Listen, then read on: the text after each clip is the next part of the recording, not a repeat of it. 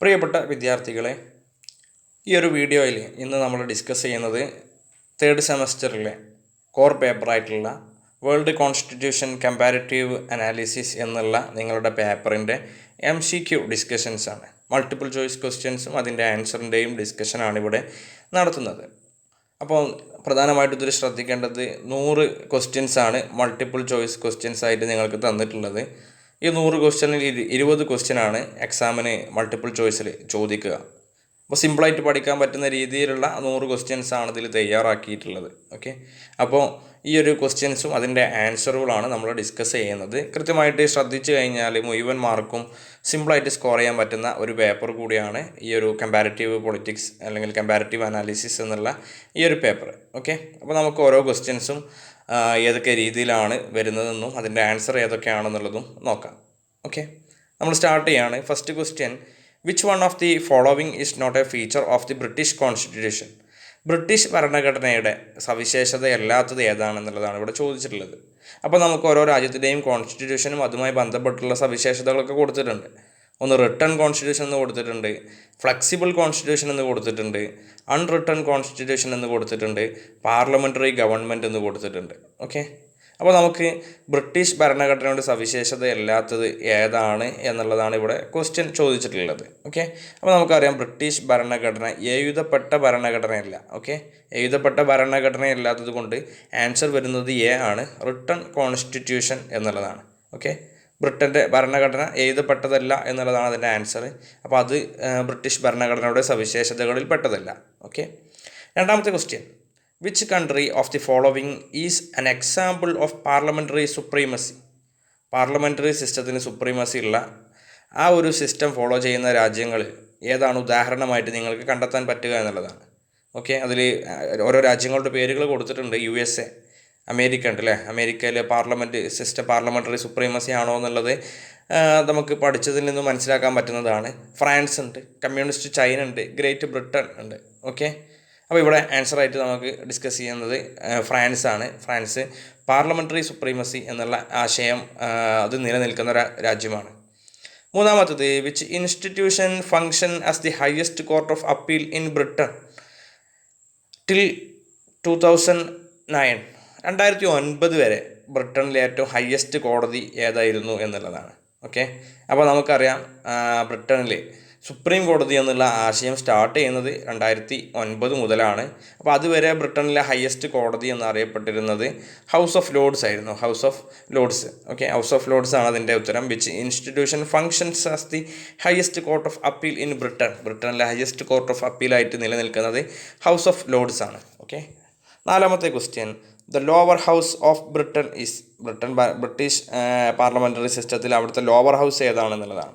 Okay, അപ്പോൾ upper house ഉണ്ട്, lower house ഉണ്ട്. അപ്പോൾ ബ്രിട്ടനിൽ ഹൗസ് ഓഫ് കോമൺസ് ആണ് ഒരു പ്രധാനപ്പെട്ട ഹൗസായിട്ട് നിലനിൽക്കുന്നത്.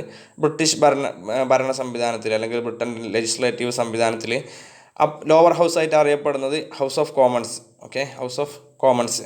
അതിൻ്റെ അപ്പർ ഹൗസായിട്ട് അറിയപ്പെടുന്നത് ഹൗസ് ഓഫ് ലോർഡ്സ് ആണ്. ഓക്കെ, അപ്പോൾ നമ്മളിവിടെ ഹൗസ് ഓഫ് കോമൺസ് എന്നുള്ളതാണ് ലോവർ ഹൗസായിട്ട് ബ്രിട്ടനിൽ നിലനിൽക്കുന്നത്. നാലാമത്തതിൻ്റെ ഉത്തരം ഹൗസ് ഓഫ് കോമൺസ് എന്നുള്ളതാണ്. അഞ്ചാമത്തെ question: the king can do no wrong implies associated with? ഇത് ഒരു രാജ്യത്തിൻ്റെ ഭരണ സംവിധാനവുമായി ബന്ധപ്പെട്ടുള്ള ഒരു വേർഡാണ്. The king can do no wrong. അപ്പോൾ നമ്മൾ കിങ് എന്ന് കാണുമ്പോൾ തന്നെ നമുക്കിതിലറിയാം ചൈനയിൽ കിങ് അല്ല, ഫ്രാൻസിൽ കിങ് അല്ല, ഇന്ത്യയിൽ കിങ് ഇല്ല. ഓക്കെ, അപ്പോൾ നമുക്കറിയാം ബ്രിട്ടനിൽ കിങ് ഉണ്ട്. ഓക്കെ, അപ്പോൾ നമുക്ക് ഉദാഹരണം നേരിട്ട് ബ്രിട്ടനിലേക്ക് എന്ത് ചെയ്യാം, മാച്ച് ചെയ്യാൻ പറ്റും. The king can do no wrong. Okay, ആ ഫ്രൈസ് ബ്രിട്ടീഷ് സംവിധാനവുമായി ബന്ധപ്പെട്ടാണ് നിലനിൽക്കുന്നത്. ഓക്കെ, ദെൻ ആറാമത്തെ question: Magna Carta is a historical incidence associated with? Magna Carta എന്ന് പറയുന്നത് ഒരു ഹിസ്റ്റോറിക്കൽ ഇൻസിഡൻ്റ് ആണ്. അത് അസോസിയേറ്റ് ചെയ്തിരിക്കുന്നത് ഏത് രാജ്യവുമായിട്ടാണ് എന്നുള്ളതാണ് ചോദിച്ചിട്ടുള്ളത്. ഓക്കെ, 1215 പാസ്സായിട്ടുള്ള നിയമമാണ് മാഗ്ന കാർട്ട എന്നുള്ളത്. ബ്രിട്ടീഷ് ഭരണഘടനയുമായി ബന്ധപ്പെട്ട് അല്ലെങ്കിൽ ബ്രിട്ടൻ്റെ ഭരണ സംവിധാനങ്ങളുമായി ബന്ധപ്പെട്ട് നിലനിൽക്കുന്ന ഒരു ആശയമാണ്. ഓക്കെ, ദെൻ ഏഴാമത്തെ question: the upper house of British parliament? British പാർലമെൻറ്റിൻ്റെ അപ്പർ ഹൗസ് ഏതാണെന്നുള്ളതാണ്. ഓക്കെ, അപ്പോൾ നമ്മൾ നേരത്തെ ഒരു ക്വസ്റ്റ്യൻ ലോവർ ഹൗസുമായി ബന്ധപ്പെട്ട് ഒരു ക്വസ്റ്റ്യൻ വന്നു. ഓക്കെ, അപ്പോൾ നമ്മളിവിടെ സുപ്രീം കോർട്ട് എന്ന് കൊടുത്തിട്ടുണ്ട്, ഹൗസ് ഓഫ് ലോർഡ്സ് എന്ന് കൊടുത്തിട്ടുണ്ട്, ഹൗസ് ഓഫ് കോമൺസ് എന്ന് കൊടുത്തിട്ടുണ്ട്, നിൽ എന്ന് കൊടുത്തിട്ടുണ്ട്. ഓക്കെ, അപ്പോൾ upper house of the British parliament എന്നറിയപ്പെടുന്നത് ഹൗസ് ഓഫ് ലോർഡ്സ് ആണ്. ഓക്കെ, ലോവർ ഹൗസ് ആയിട്ട് അറിയപ്പെടുന്നതാണ് ഹൗസ് ഓഫ് കോമൺസ് എന്നുള്ളത്. എട്ടാമത്തെ question, the prime minister of Britain is elected by. British prime മിനിസ്റ്ററെ ആരാണ് തിരഞ്ഞെടുക്കുന്നത് എന്നുള്ളതാണ് ചോദിച്ചിട്ടുള്ളത്. ഓക്കെ, അപ്പോൾ നമ്മുടെ ഇന്ത്യ രാജ്യം പാർലമെൻ്ററി സിസ്റ്റം ഫോളോ ചെയ്യുന്നത് ഈ ബ്രിട്ടനിലെ അതേ സിസ്റ്റം പ്രകാരം തന്നെയാണ്. അപ്പോൾ ഇന്ത്യയിൽ തിരഞ്ഞെടുക്കുന്നത് പോലെ ഏത് പാർട്ടിക്കാണോ മെജോറിറ്റി കിട്ടിയത് അവരിൽ നിന്നുള്ള ഉന്നതനായിട്ടുള്ള നേതാവിനെയാണ് അവരെന്ത് ചെയ്യുക, പ്രധാനമന്ത്രിയായിട്ട് സെലക്ട് ചെയ്യുക. അപ്പോൾ അവിടെ ഉത്തരം കൊടുത്തിട്ടുള്ളത് കിങ് എന്ന് കൊടുത്തിട്ടുണ്ട്, ദ മെജോറിറ്റി പാർട്ടി എന്നുള്ള ബി ഓപ്ഷൻ കൊടുത്തിട്ടുണ്ട്, ഒപ്പോസിഷൻ പാർട്ടി എന്നുള്ള സി ഓപ്ഷൻ കൊടുത്തിട്ടുണ്ട്, ദെൻ ദ പ്രിവി കൗൺസിൽ എന്ന് പറഞ്ഞിട്ട് മറ്റൊരു ഓപ്ഷനും കൊടുത്തിട്ടുണ്ട്. ഓക്കെ, ആൻസർ വരുന്നത് ബി ആണ്, ദ മെജോറിറ്റി പാർട്ടി. മെജോറിറ്റി ഏത് പാർട്ടിക്കാണോ കിട്ടുന്നത് ആ പാർട്ടിയാണ് പ്രൈം മിനിസ്റ്റർ എന്ത് ചെയ്യുക, സെലക്ട് ചെയ്യുക. ഓക്കെ, ദെൻ ഒൻപതാമത്തെ question, who organise the cabinet in Britain. ബ്രിട്ടനിലെ ക്യാബിനറ്റ് സിസ്റ്റം, അതായത് മന്ത്രിസഭാ സംവിധാനം ആരാണ് ഓർഗനൈസ് ചെയ്യുന്നത് എന്നുള്ളതാണ്. ഓക്കെ, നമ്മൾ ഇന്ത്യയിലെ സിസ്റ്റം പ്രകാരം നോക്കുമ്പോൾ പ്രൈം മിനിസ്റ്റർ, ബ്രിട്ടനിലും അതേ സിസ്റ്റം തന്നെയാണ്, പ്രൈം മിനിസ്റ്ററാണ് ഈ ഒരു ക്യാബിനറ്റ് സംവിധാനത്തെ ഓർഗനൈസ് ചെയ്യുന്നത്. പത്താമത്തെ question, the speaker of House of Commons is elected by. ബ്രിട്ടനിലെ ഹൗസ് ഓഫ് കോമൺസിൻ്റെ സ്പീക്കറെ ആരാണ് തിരഞ്ഞെടുക്കുന്നത് എന്നുള്ളതാണ്. ഓക്കെ, അപ്പോൾ നമുക്കറിയാം ഓരോ തെരഞ്ഞെടുപ്പൊക്കെ കഴിയുമ്പോൾ ഹൗസ് ഓഫ് കോമൺസിലെ ആളുകൾ തന്നെ കൂടിച്ചേർന്നിട്ടാണ് എന്ത് ചെയ്യുന്നത്, സ്പീക്കറെ തിരഞ്ഞെടുക്കുന്നത്. ഓക്കെ, ഹൗസ് ഓഫ് കോമൺസിലെ മെമ്പേഴ്സ് തന്നെയാണ് ഹൗസ് ഓഫ് കോമൺസിലെ സ്പീക്കറെ തിരഞ്ഞെടുക്കുന്നത്. പത്താമത്തെ ക്വസ്റ്റ്യൻ്റെ ഉത്തരം ബി ആണ്, ഹൗസ് ഓഫ് കോമൺസ്. ഓക്കെ, 11ാമത്തെ ചോദ്യം, who is the presiding officer of House of Commons in Britain. ബ്രിട്ടനിലെ ഹൗസ് ഓഫ് കോമൺസിലെ പ്രിസൈഡിങ് ഓഫീസർ, അവിടെ എലക്ട് ചെയ്യുന്ന സമയത്ത് അല്ലെങ്കിൽ അവിടെ ഏതെങ്കിലും ബില്ലുകളുടെ മേലൊക്കെ ചർച്ചകൾ വരുന്ന സമയത്ത് അവിടെ പ്രിസൈഡിങ് ഓഫീസർ ആരായിരിക്കും എന്നുള്ളതാണ്. ഓക്കെ, യാതൊരു സംശയമില്ലാത്ത ഉത്തരം പറയാം, ബ്രിട്ടീഷ് സിസ്റ്റം പ്രകാരം സ്പീക്കർ തന്നെയാണ് ഹൗസ് ഓഫ് കോമൺസിലെ എല്ലാ കാര്യങ്ങളും പ്രിസൈഡിങ് ഓഫീസറായിട്ട് അദ്ദേഹം പ്രവർത്തിക്കുന്നു. അതുകൊണ്ട് തന്നെ ആൻസർ വരുന്നത് ബി, സ്പീക്കറാണ്. ഓക്കെ, 12ാമത്തെ question, the co-equal powers of the house of Lords with the house of Commons has diminished by the parliamentary act of.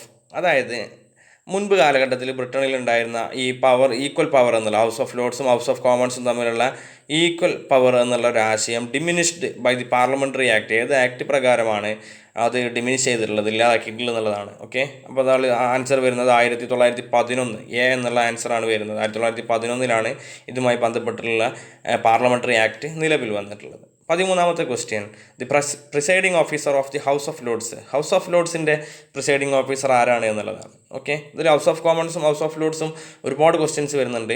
ബ്രിട്ടനിലെ 2 സഭകളാണ് ഹൗസ് ഓഫ് ലോർഡ്സും ഹൗസ് ഓഫ് കോമൺസും എന്നുള്ളത്. ഹൗസ് ഓഫ് ലോർഡ്സിൻ്റെത് സ്പീക്കറാണ്, ദെൻ ഹൗസ് ഓഫ് കോമൺസിൻ്റെതും speaker തന്നെയാണ്. ഇവിടെ ഉത്തരം വരുന്നത് സ്പീക്കറാണ്. 13ാമത്തെ ഉത്തരം എ, സ്പീക്കർ. ഓക്കെ, 14ാമത്തെ question, the king in parliament means that the king is. അതായത് ബ്രിട്ടീഷ് ഭരണഘടനയുമായി ബന്ധപ്പെട്ട് അല്ലെങ്കിൽ ബ്രിട്ടീഷ് പാർലമെൻ്ററി സംവിധാനവുമായി ബന്ധപ്പെട്ട് the king in parliament means that the king is. King പാർലമെൻറ്റിൽ അംഗം എന്നുള്ള രീതിയിൽ എന്താണ് ബ്രിട്ടീഷ് സംവിധാനത്തിൽ പറയുന്നത് എന്നുള്ളതാണ്. ഓക്കെ, അപ്പോൾ കിങ് എന്ന് പറയുന്നത് the integral part of the parliament എന്നുള്ളതാണ്. ഓപ്ഷൻ എ ആണ് ഉത്തരം വരുന്നത്. കിങ് എന്നുള്ളത് ഇൻറ്റഗ്രൽ പാർട്ട് ഓഫ് ദി പാർലമെൻറ്റിൻ്റെ ഇൻറ്റഗ്രൽ പാർട്ടായിട്ട് പ്രവർത്തിക്കുന്ന ഒരു വ്യക്തി കൂടിയാണ് ബ്രിട്ടനിൽ രാജാവ് എന്ന് പറയുന്നത്. ഓക്കെ, 15ാമത്തെ question, the most powerful lower chamber in the world is. അതായത് ലോവർ ചേംബർ, ലോകത്തെ ഏറ്റവും ശക്തമായ ലോവർ ചേംബർ ഏതാണെന്നുള്ളതാണ്. അപ്പോൾ ഇവിടെ അമേരിക്ക ആണ് ലോകത്തെ ഏറ്റവും പവർഫുൾ ആയിട്ടുള്ള രാജ്യം. അതിൻ്റെ അടിസ്ഥാനത്തിൽ അമേരിക്കയുടെ സെനറ്റ് തന്നെയാണ് ലോകത്ത് ഏറ്റവും പവർഫുൾ ആയിട്ടുള്ള ലോവർ ഹൗസ് ആയിട്ട് അല്ലെങ്കിൽ ലോവർ ചേംബറായിട്ട് അറിയപ്പെടുന്നത്. ഓക്കെ, അതാണ് 15ാമത്തെ ക്വസ്റ്റ്യൻ ചോദിച്ചിട്ടുള്ളത്. 16ാമത്തെ question, which of the following philosophers used comparative method for comprehending and analysing principles, issues and problems of Greek city state. അതായത് ഈ ഒരു കമ്പാരിറ്റീവ് പൊളിറ്റിക്സുമായി ബന്ധപ്പെട്ട് അതിൻ്റെ മെത്തേഡുകൾ, അതായത് ഗ്രീക്ക് സിറ്റി സ്റ്റേറ്റുമായി ബന്ധപ്പെടുത്തിയിട്ട് ഏത് ഫിലോസഫറാണ് യൂസ് ചെയ്തിട്ടുള്ളത് എന്നുള്ളതാണ്. ഓക്കെ, അപ്പോൾ നമ്മൾ ഈ ഒരു കമ്പാരിറ്റീവ് പൊളിറ്റിക്സിൻ്റെ ഹിസ്റ്ററി പഠിക്കുന്ന സമയത്ത് ഡിസ്കസ് ചെയ്തിട്ടുള്ളതാണ്. അരിസ്റ്റോട്ടിലാണ് ആൻസർ ആയിട്ട് വരുന്നത്. സി, 16ാമത്തെ ക്വസ്റ്റ്യൻ്റെ ഉത്തരം സി, ആൻസർ ആയിട്ട് വരുന്നത് അരിസ്റ്റോട്ടിൽ. ഓക്കെ, ദെൻ 17ാമത്തെ ക്വസ്റ്റ്യന് ഐഡൻറ്റിഫൈ ദ ഫാൾസ് സ്റ്റേറ്റ്മെൻറ്റ്. താഴെ 4 സ്റ്റേറ്റ്മെൻറ്റ് കൊടുത്തിട്ടുണ്ട്, അതിൽ തെറ്റായ സ്റ്റേറ്റ്മെൻറ്റ് ഏതാണ് എന്നുള്ളത് കണ്ടെത്തുക എന്നുള്ളതാണ്. അതിൽ കൊടുത്തിട്ടുള്ളത് comparative politics is the modern way of studying politics. Okay, comparative politics എന്ന് പറഞ്ഞാൽ ആധുനിക രീതികളിൽ കമ്പാരിറ്റീവ് സ്റ്റഡിക്ക് വിധേയമാക്കുക എന്നുള്ളതാണ്. രണ്ടാമത്തെ ഓപ്ഷൻ ബി കൊടുത്തിട്ടുള്ളത് comparative politics has a very wide and comprehensive scope. വലിയ സ്കോപ്പ് ഉണ്ട് എന്നുള്ളതാണ് കൊടുത്തിട്ടുള്ളത്. അതും ശരി തന്നെയാണ്. Comparative politics depends upon scientific empirical methods of study. അതും ശരി തന്നെയാണ്. ശാസ്ത്രീയമായ രീതിയിലുള്ള പഠനങ്ങളാണ് കമ്പാരിറ്റീവ് പൊളിറ്റിക്സ് എയിം ചെയ്യുന്നത്. നാലാമത്തെ option, comparative politics seeks to build up theory, idea, political institutions. അത് തെറ്റായിട്ടുള്ള കാര്യമാണ്. കമ്പാരിറ്റീവ് പൊളിറ്റിക്സ് ഒരിക്കലും തിയറി ബിൽഡ് ചെയ്യാനുള്ള ഒരു സംവിധാനമല്ല. പകരം നിലവിലുള്ള ഗവൺമെൻറ് സംവിധാനങ്ങളെക്കുറിച്ചും രാജ്യങ്ങളിലെ ഭരണവ്യവസ്ഥിതികളെക്കുറിച്ചും കമ്പാരിറ്റീവ്ലി അനാലിസിസ് നടത്തുക മാത്രമാണ് കമ്പാരിറ്റീവ് പൊളിറ്റിക്സ് ചെയ്യുന്നത്. ആൻസർ വരുന്നത് ഡി ആണ്. Comparative politics seeks to build up theory, ideas, ideal political institutions. Okay. 18ാമത്തെ question, which of the following is not a character of comparative politics? താഴെ പറയുന്നവയിൽ comparative പൊളിറ്റിക്സിൻ്റെ character അല്ലാത്തത് ഏതാണ് എന്നുള്ളതാണ്. അതിൽ ഓപ്ഷൻസ് കൊടുത്തിട്ടുള്ളത് A, comparative politics is modern ways to studying political science. Political comparative politics എന്ന് പറഞ്ഞാൽ is the modern way of studying പൊളിറ്റിക്സിനെ മോഡേൺ രീതിയിൽ പഠിക്കുക എന്നുള്ളതാണ്. രണ്ടാമത്തെ ഓപ്ഷൻ കൊടുത്തിട്ടുള്ളത് comparative politics has a very wide range and comprehensive scope. Okay, അതും ശരി തന്നെയാണ്. ദെൻ മൂന്നാമത്തെ ഓപ്ഷൻ കൊടുത്തിട്ടുള്ളത് comparative politics depends upon scientific empirical methods of study. കൂടുതലും ഫോക്കസ് ചെയ്തിട്ടുള്ളത് എംപിരിക്കൽ മെത്തേഡ് ഓഫ് സ്റ്റഡിക്കാണ്. ഡി ഓപ്ഷൻ കൊടുത്തിട്ടുള്ളത് comparative politics has a very narrow scope. Okay, narrow scope അല്ല, വൈഡ് സ്കോപ്പാണുള്ളത് കമ്പാരിറ്റീവ് പൊളിറ്റിക്സിന്. അതുകൊണ്ട് അതിൻ്റെ ക്യാരക്ടറിസ്റ്റിക്സിൽ ശരിയല്ലാത്തത് ഡി തന്നെയാണ്. ഓക്കെ, comparative politics has a very narrow scope എന്നുള്ളത് ശരിയല്ല. 19ാമത്തെ ക്വസ്റ്റ്യൻ കൊടുത്തിട്ടുള്ളത് which of the following subject is not included in the scope of comparative politics. അതിൽ താഴെ പറയുന്നതിൽ ഏതാണ് കമ്പാരിറ്റീവ് പൊളിറ്റിക്സിൻ്റെ സ്കോപ്പ് അല്ലാത്തത് എന്നുള്ളതാണ്. ഓക്കെ, ഒന്നാമത്തത് സ്റ്റഡി ഓൾ പൊളിറ്റിക്കൽ സിസ്റ്റംസ്. വ്യത്യസ്ത പൊളിറ്റിക്കൽ സിസ്റ്റത്തെക്കുറിച്ച് പഠിക്കുക എന്നുള്ളത് അതിൻ്റെ സ്കോപ്പിൽ പെട്ടതാണ്. അതിൽ ബി ഓപ്ഷൻ കൊടുത്തുള്ളത് study environment and infrastructure of politics. Okay. Then മൂന്നാമത്തെ ഓപ്ഷൻ സി കൊടുത്തുള്ളത് സ്റ്റഡി ഓഫ് പൊളിറ്റിക്കൽ സോഷ്യലൈസേഷൻ. നാലാമത്തെ option D study of selected structures. Okay, അപ്പോൾ ആൻസർ വരുന്നത് ബി ആണ്, selected environment and infrastructure of politics. അതൊരിക്കലും comparative പൊളിറ്റിക്സിൻ്റെ സ്കോപ്പിൽ പെട്ടിട്ടുള്ളതല്ല. പകരം ബാക്കിയുള്ളതെല്ലാം കമ്പാരിറ്റീവ് പൊളിറ്റിക്സിൻ്റെ സ്കോപ്പിൽ വരുന്നതാണ്. ഓക്കെ, അപ്പോൾ 20ാമത്തെ question, Magna Carta first historic charter of Great Britain was signed in the year. Magna Carta ഏത് വർഷമാണ് പാസ്സായത് എന്നുള്ളതാണ് ചോദിച്ചിട്ടുള്ളത്.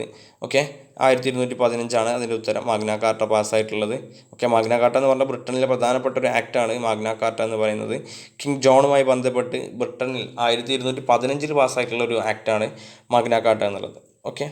ദെൻ നമ്മൾ 21ാമത്തെ ചോദ്യം, the system of rule of law was evolved in. Rule of law എന്നുള്ള ആശയം ഏത് രാജ്യത്താണ് ഇവോൾവ് ചെയ്ത് വന്നിട്ടുള്ളത് എന്നുള്ളതാണ് ഇവിടെ ചോദിച്ചിട്ടുള്ളത്. ആൻസർ വരുന്നത് ഗ്രേറ്റ് ബ്രിട്ടൻ അല്ലേ.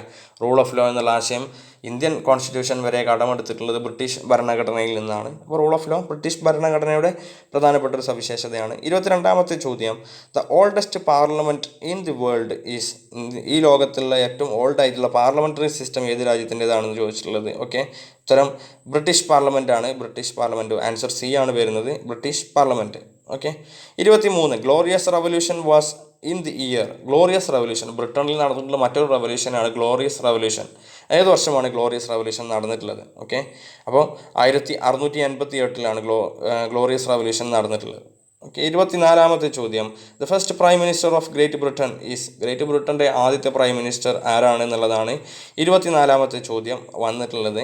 ഓക്കെ, റോബർട്ട് വാൾപോൾ ആണ്. അതിൻ്റെ ആൻസറായിട്ട് വരുന്നത് എ ആണ് option. Okay. 25, which prime minister of Great Britain is considered as the model of all prime ministers. Okay, model for all prime ministers എന്നുള്ള രീതിയിൽ ഏത് പ്രൈം മിനിസ്റ്ററെയാണ് ബ്രിട്ടനിൽ കൺസിഡർ ചെയ്യുന്നത് എന്നുള്ളതാണ് കൊടുത്തിട്ടുള്ളത്. ഗ്ലാഡ്സ്റ്റോൺ എന്നുള്ള അവരുടെ പ്രൈം മിനിസ്റ്ററിനാണ് ആ രീതിയിൽ എന്ത് ചെയ്യുന്നത്, പരിഗണിക്കുന്നത്. 26ാമത്തെ ക്വസ്റ്റ്യൻ, ബൈക്യാമറലിസം എന്ന് പറഞ്ഞാൽ 2 ഹൗസസ് ഓഫ് ലെജിസ്ലേറ്റീവ് ബോഡി അല്ലേ. നിയമനിർമ്മാണ സംവിധാനവുമായി ബന്ധപ്പെട്ട് 2 സഭകൾ ഉണ്ടാവുക എന്നുള്ളതാണ് ബൈക്യാമറലിസം.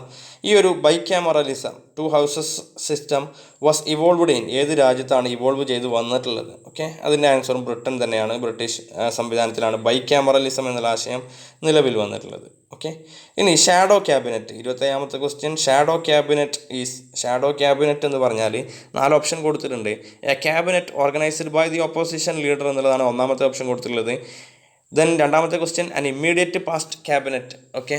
ദെൻ മൂന്നാമത്തെ ഓപ്ഷൻ കൊടുത്തിട്ടുള്ളത് സെക്കൻഡറി ക്യാബിനറ്റ്. ഡി ഓപ്ഷൻ കൊടുത്തിട്ടുള്ളത് നൺ ഓഫ് ദിസ് അല്ലെങ്കിൽ none of the other. Okay, അതിൽ ആൻസർ വരുന്നത് ഷാഡോ ക്യാബിനറ്റ് എന്ന് പറഞ്ഞാൽ നമുക്ക് പഴയ ക്വസ്റ്റ്യൻ പേപ്പറിലൊക്കെ 2 മാർക്കിൻ്റെ ക്വസ്റ്റ്യൻസ് വന്നിട്ടുള്ളതാണ് ഷാഡോ ക്യാബിനറ്റ്. അത് ഓപ്പോസിഷൻ ലീഡേഴ്സിൻ്റെ നേതൃത്വത്തിൽ വരുന്ന ഒരു സംവിധാനത്തെ എന്ന് വിളിക്കുന്ന പേരാണ് ബ്രിട്ടനിൽ ഷാഡോ ക്യാബിനറ്റ് എന്നുള്ളത്. ഓക്കെ, ദെൻ 28ാമത്തെ question, the crown in Britain is an institution which consist of. ഈ ബ്രിട്ടീഷ് ക്രൗൺ എന്നുള്ളത് അല്ലെങ്കിൽ ഈ ബ്രിട്ടനിലെ ഈ രാജപദവി എന്നുള്ളത് ഏതുമായി ബന്ധപ്പെട്ടിരിക്കുന്നു എന്നുള്ളതാണ്. കിങ് അലോൺ, രാജാവ് മാത്രം എന്നുള്ള concept. The cabinet alone, the parliament alone.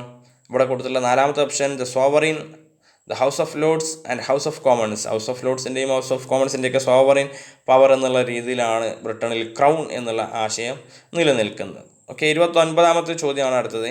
The Westminster model means. Westminster model എന്നുള്ളത് കൊണ്ട് എന്താണ് അർത്ഥമാക്കുന്നത് എന്നുള്ളതാണ് 29ാമത്തെ ചോദ്യം. അതിൻ്റെ ഓപ്ഷൻ കൊടുത്തുള്ളത് British parliamentary government, Indian parliamentary model, American model of administration, none of the other. Okay, അതിന് ആൻസർ വരുന്നത് വെസ്റ്റ് മിനിസ്റ്റർ മോഡൽ എന്നുള്ളത് ബ്രിട്ടീഷ് പാർലമെൻറ്റ് മോഡലായിട്ട് ബന്ധപ്പെടുത്തിയാണ് നിലനിൽക്കുന്നത്. Okay, then ministerial responsibility. 30ാമത്തെ question, ministerial responsibility implies. Ministerial responsibility എന്ന് പറഞ്ഞാൽ അത് എന്തെല്ലാം ഉൾക്കൊള്ളുന്നതാണ്? ഓപ്ഷൻ കൊടുത്തിട്ടുള്ളത് responsibility of minister towards the king. രാജാവുമായി ബന്ധപ്പെട്ട് മിനിസ്റ്റേഴ്സിന് റെസ്പോൺസിബിലിറ്റീസ് ഉണ്ട്. ദെൻ 2ാമത്തത് individual responsibility of every minister before the parliament. പാർലമെൻറ്റിലെ മെമ്പർമാരായിട്ടുള്ള എല്ലാ മിനിസ്റ്റേഴ്സിനും മിനിസ്റ്റർ എന്നുള്ള രീതിയിൽ പാർലമെൻറ്റുമായി ബന്ധപ്പെട്ട ഒരുപാട് റെസ്പോൺസിബിലിറ്റീസ് ഉണ്ട്. ദെൻ പിന്നീട് ഓപ്ഷൻ കൊടുത്തിട്ടുള്ളത് collective responsibility of the ministers before the house of Commons.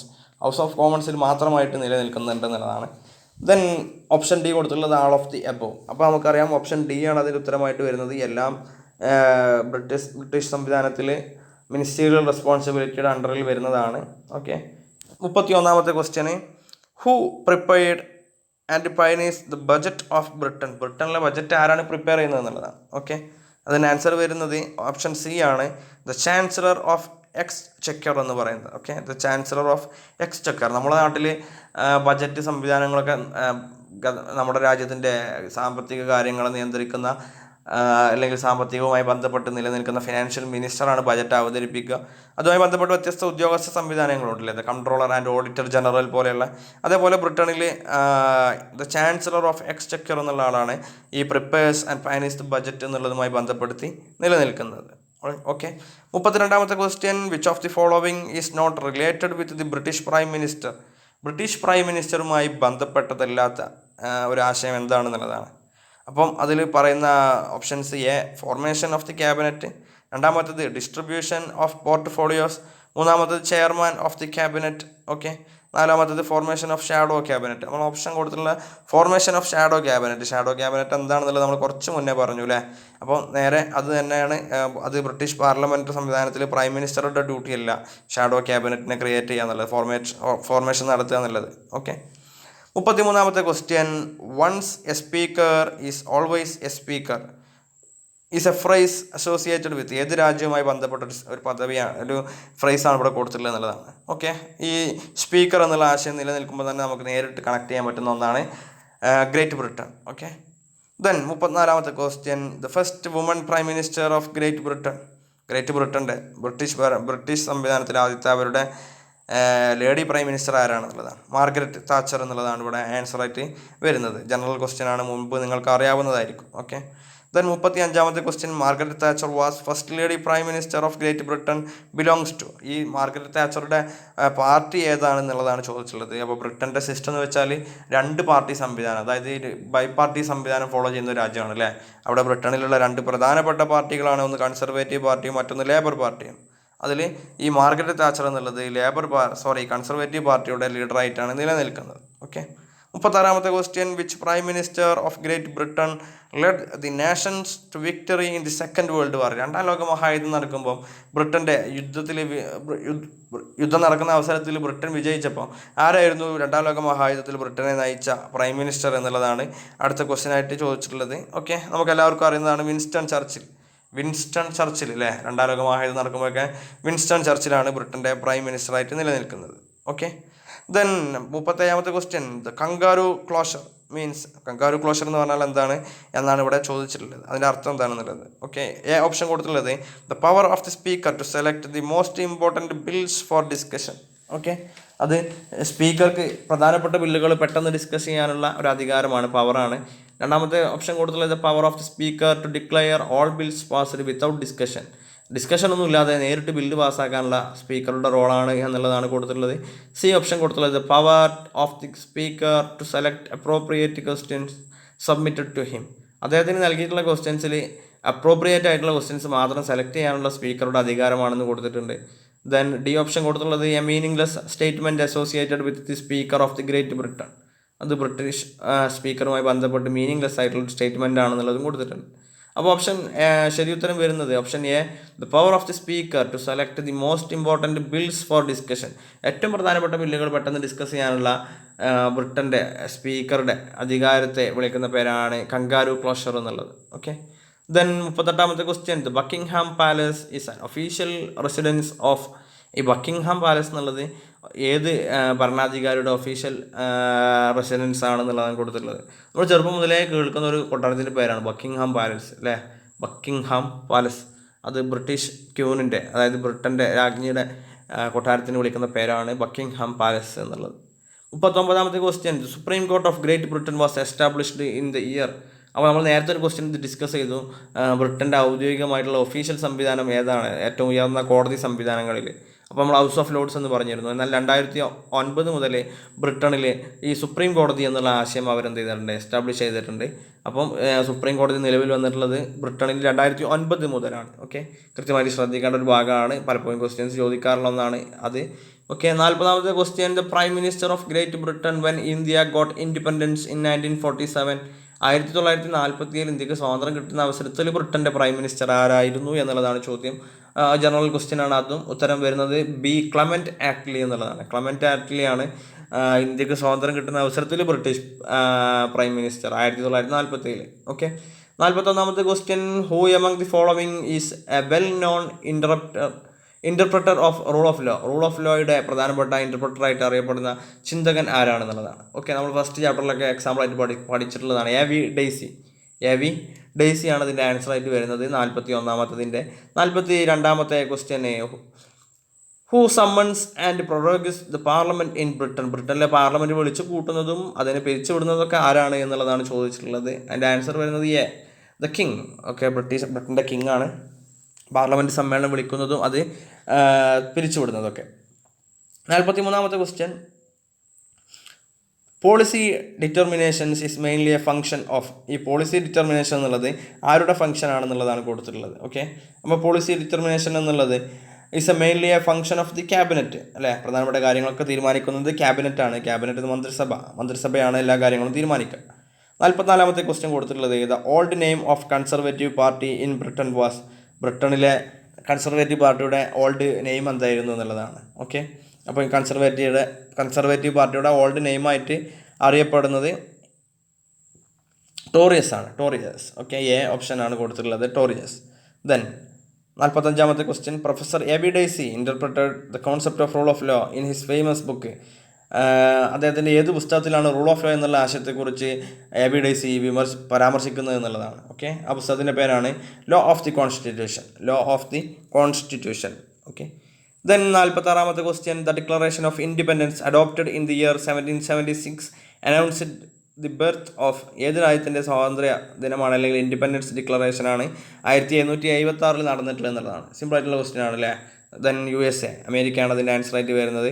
47ാമത്തെ question the forerunner of the constitution of USA ഭരണഘടനയുമായി ബന്ധപ്പെട്ടിട്ടുള്ള ഒരു ക്വസ്റ്റ്യൻ ആണ്. ഫോർറണ്ണർ എന്ന് പറയുന്നത് US കോൺസ്റ്റിറ്റ്യൂഷൻ്റെ ഏറ്റവും പ്രധാനപ്പെട്ട സംവിധാനം എന്താണെന്നുള്ളതാണ്. ഓക്കെ, അതിൽ പറയുന്നത് ആർട്ടിക്കിൾസ് ഓഫ് കോൺഫെഡറേഷൻ. ഒരു കോൺഫെഡറേഷൻ എന്നുള്ള ആശയമാണ് അവരെന്ത് ചെയ്യുന്നത്, ഫോളോ ചെയ്യുന്നത്. ഓക്കെ, 48ാമത്തെ question the congress adopted the articles confederation in the year. ഏത് വർഷമാണ് ഈ കോൺഫെഡറേഷൻ എന്നുള്ള സംവിധാനം അമേരിക്കൻ കോൺഗ്രസ് അത് അഡോപ്റ്റ് ചെയ്തിട്ടുള്ളത്? ആൻസർ വരുന്നത് 1777. ബി ഓപ്ഷനാണ് 1777.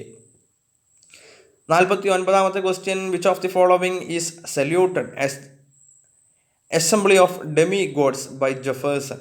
Okay, which of the following is saluted as an assembly of demigods by Jefferson എന്നുള്ളതിൻ്റെ ഡെമി ഗോഡ്സ് എന്നുള്ള രീതിയിൽ an assembly of demigods എന്നുള്ളത് വിശേഷിപ്പിക്കുന്നത് എന്തിനാന്നുള്ളതാണ്. ഓക്കെ, അതിൽ അമേരിക്കൻ കോൺഗ്രസ് എന്ന് കൊടുത്തിട്ടുണ്ട്. രണ്ടാമത്തത് ഫിലാഡൽഫിയ കൺവെൻഷൻ എന്ന് കൊടുത്തിട്ടുണ്ട്. Then British House of Commons എന്ന് കൊടുത്തിട്ടുണ്ട്. None of these above. അപ്പം ബ്രിട്ടീഷ് ഹൗസ് ഓഫ് കോമൺസോ അല്ലെങ്കിൽ നൺ ഓഫ് ദീസ് അബോവ് എന്നല്ല, അമേരിക്കയുമായി ബന്ധപ്പെട്ടൊരു ആശയമാണ് ജെഫേഴ്സൺ എന്നുള്ള വ്യക്തിയുമായി ബന്ധപ്പെട്ട് നിൽക്കുമ്പോൾ നമുക്ക് സൂചിപ്പിക്കാൻ പറ്റുക ഫിലാഡൽഫിയ കൺവെൻഷൻ. അമേരിക്കൻ്റെ ഭരണഘടനയൊക്കെ തയ്യാറാക്കുന്നത് ഈ ഫിലാഡൽഫിയ കൺവെൻഷനിൽ വെച്ചിട്ടാണ്. അപ്പോൾ അതുമായി ബന്ധപ്പെട്ട ഒരു ടേമാണ് an assembly of demi gods എന്ന് പറയുന്നത്. Okay, then